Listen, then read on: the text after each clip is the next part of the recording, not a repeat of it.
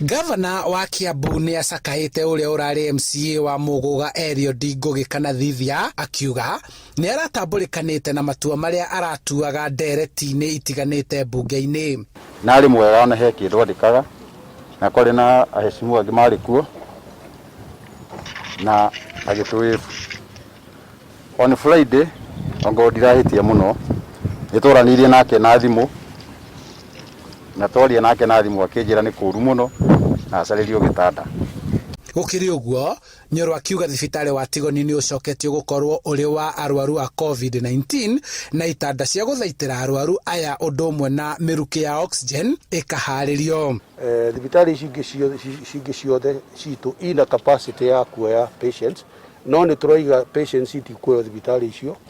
Patient amenyekana ena COVID agirire gutwarwo kuria Tigoni. Twina capacity ya ICU beds 35 na ugiririkana ni twaheirwo ventilator nituhetwo ventilator jikimuno including by the US government.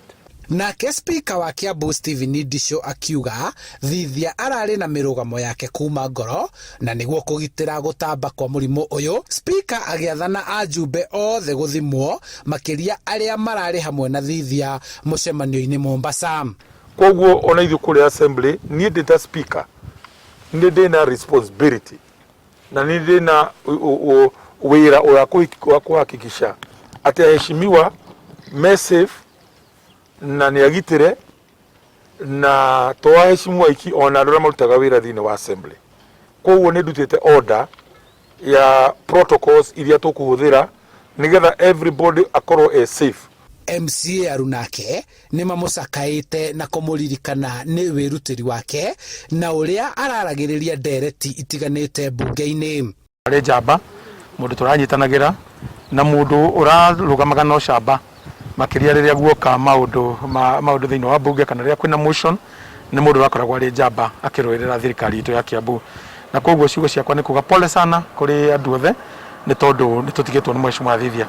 No na gukiri uguo bunge ya Kiambu ndikurugamia cikaro ciayo mutongoria wa aria aingi Gideon Gachara akiuga mari na mihango miingi ibatie kuhitukio mbere ya ihinda ria mwaka wa thirikari guthira.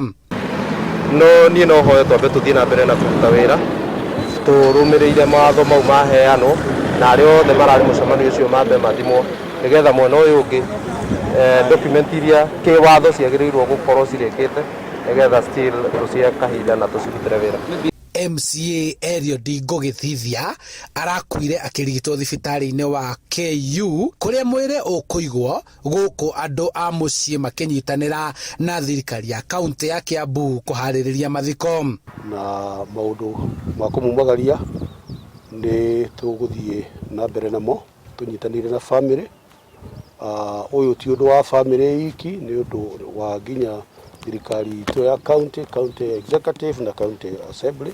Mathiko merĩgĩrĩirwo gũgatabanio mũthĩ wa Jumaa nĩguo gũthingatithia mawatho na mĩtaratara ĩrĩa ĩrĩgĩte kũheanwo nĩ President Uhuru Kenyatta mũthia-inĩ wa kiumia kĩhĩtũku. Handũ-inĩ ha Inooro TV kuma kaunti-inĩ ya Kiambu, njĩtagwo Charles Gĩkunga wa Kariuki.